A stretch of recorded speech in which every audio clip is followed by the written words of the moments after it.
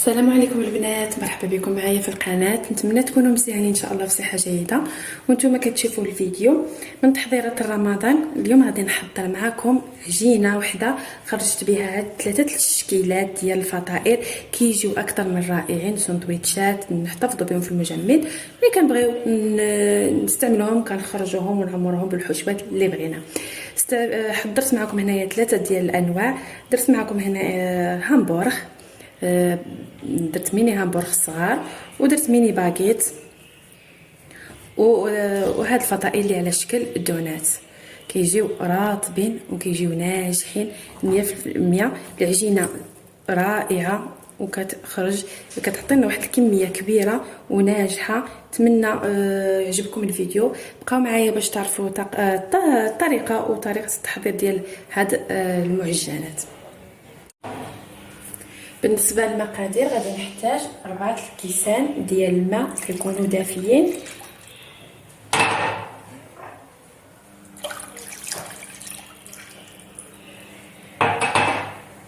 غادي نضيف عليهم معلقه ونص كبيره ديال الخميره ديال العجين، وغادي نضيف عليهم معلقه كبيره ديال سكر حبيبات. غادي نخلط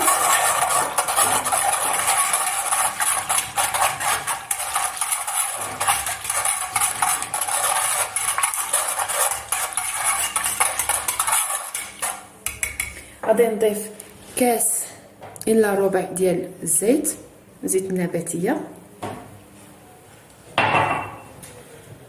غادي نضيف واحد معلقه ديال المطاط غير ديال باش نكهو العجينه ديالنا الاختياريه، كتعطينا واحد المذاق زوين للعجينه. وغادي نضيف واحد ياغورت طبيعي بدون سكر،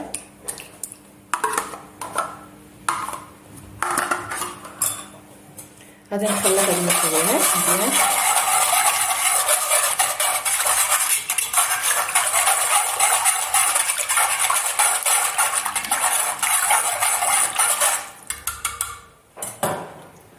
غادي نضيف 2 كيسان ديال الفينو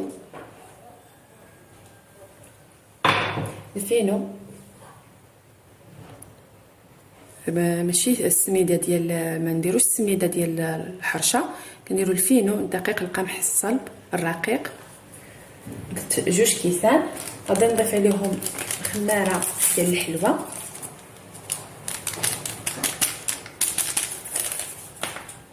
وغادي نضيف الملحه معلقه صغيره او على حسب الذوق. غادي نخلط مزيان هذا الفينو.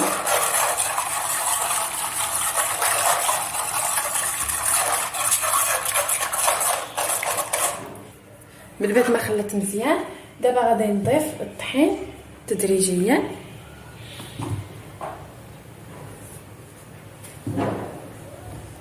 غادي نبدا نزيد الطحين هكا تدريجيا، غنستعمل بيديا.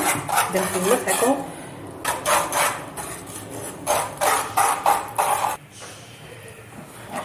صافي. انا غادي نجمع العجينه ديالي وانا كنزيد الطحين غير شويه بشويه حتى كنحصل على واحد العجينه رطبه ماشي قافحه. نديروها نخليوها شويه رطبه بحال اللي كتلصق شويه في يدي باش تنجح معنا الخبيزات ويجيو معنا رطبين. ما نديروش العجينه قافحه، ما نقصحوش العجينه.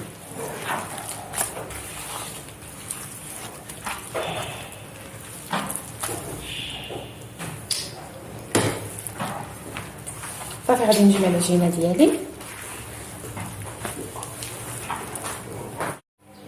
ها هي العجينه ديالي بعد ما عجنتها كنحصل عليها على هذا الشكل، ما كتكونش قافحه وما كتكونش عاودك جاريه بزاف بحال اللي كتلصق شويه في يدي. صافي غادي غير جمعتها ما دلكتها ما والو، غادي نغطيها ونخليها حتى يضاف الحجم ديالها. بعد ما خليت العجينه ديالي اختمرت وضافت الحجم ديالها على هذا الشكل كما كتشوفوا. حيدوها هاد البلاصه. صافي غادي نخرج بها الهواء كما كتشوفوا. تلاحظوا راها خامره باش يجيو لنا الفطائر يجيو لنا ناجحين حتى من الداخل. غادي العجينه ديالي غادي نقسمها على 3 ديال القطع باش نخرجوا بها 3 ديال الفطائر.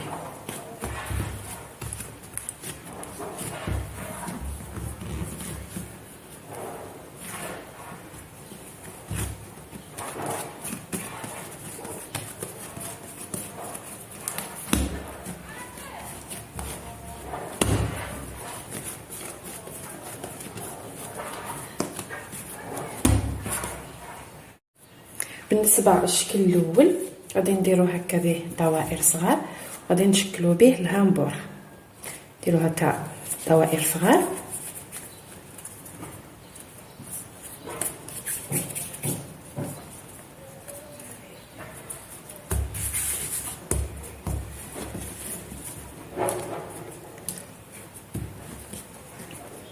غادي نديروهم هكا صغار. بالنسبه للحجم بغيتو ديروهم صغار ولا كبار على حسب نتوما واش تبغيتو. انا ما غادي نديرهم شويه صغار، ما غاديش نديرهم كبار بزاف.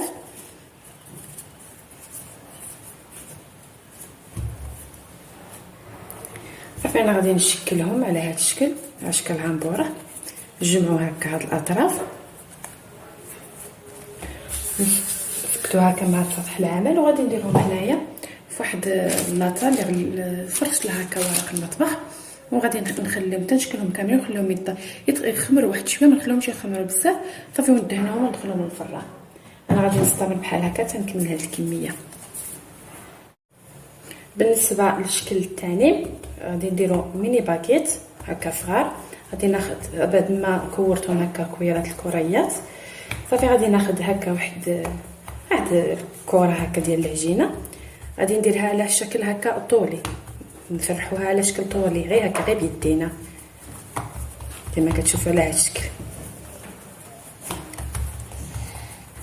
صافي كناخذ هاد الطرف مع هاد الطرف الاخر، صافي كنشدهم هكا بجوج بهم هكا على هذا الشكل. نشدوهم هكا مزيان باش ما تحلناش. صافي كنديرها هكا نصاوبها على هذا الشكل، كيجيو ميني باكيت هكا صغار. ونديرهم في واحد اللاطه. غادي ندير معكم واحده اخرى.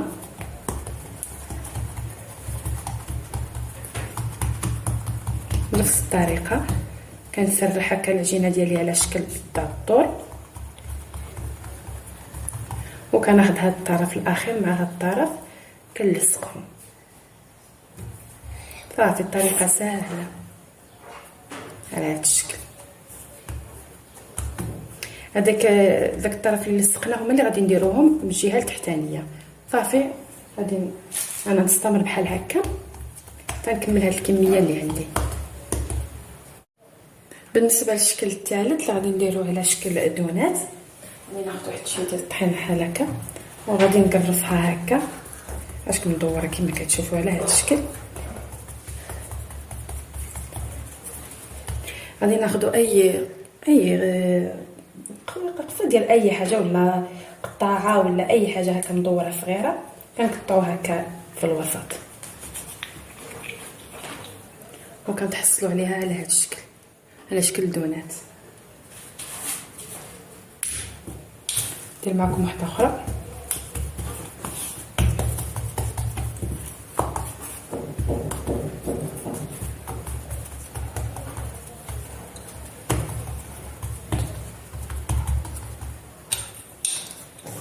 وكنقطع هنايا في الوسط، كيعطينا على شكل دونه. صافي انا غادي نستمر بحال هكا تنكمل هذه الكميه اللي عندي.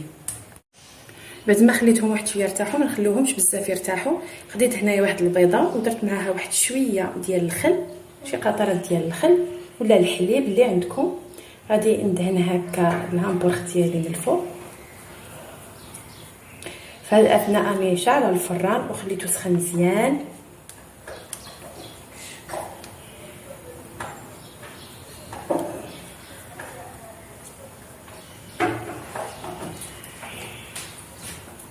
خديت هنا واحد شويه ديال الزنجلان الابيض، غادي نزين هكا الوجه ديالي.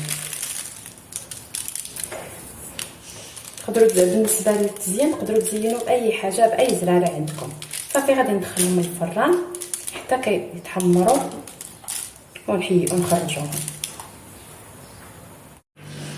بالنسبه لهاد الميني باكيت هو خليته يرتاح واحد شويه بنفس البيضه اللي درنا فيها شويه ديال الخل، غادي ندهنوه هكا من الفوق.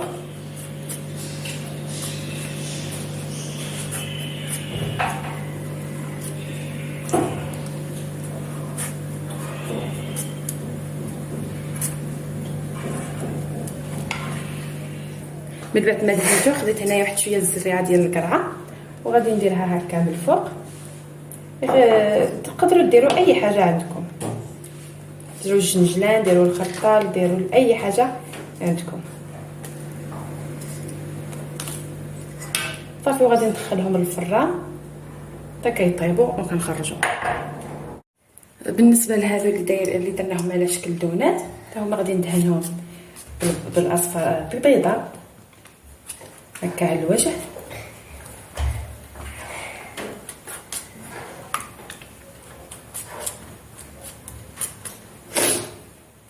بالنسبه لهذو غادي نزينهم بحبوب الخشخاش، غير باش نبدلو الشكل ديال الاخرين بحال هكا. تقدروا تزينوهم باي حاجه، ماشي ضروري ديروا بحال هادو اللي درت انا الا ما كانوش متوفرين عندكم. اي زراره تقدروا ديروهم. صافي حتى هما غادي ندخلهم للفران حتى كيتحمروا كيطيبوا يتحمروا وكنخرجوهم. بعد ما كنخرجوهم بالفران هما عاد سخان كنرميو عليهم واحد المنديل حتى كيبردوا عاد، وكنحيدوهم باش تولي عليهم ديك الرطوبه يبقاو لنا رطبين. بعد ما ساليت ديك الكميه اللي عندي هي الكميه اللي عطاتني واحد الكميه لا باس بها، كميه وفيره بثلاثه الاشكال. درنا همبرغ والميني باكيت صغار، ودرنا هذا الشكل ديال على شكل دونات. كتجي جينا راتبه كما كتشوفوا، كتجي رائعه ومفشفشه، كيجيو رائعين.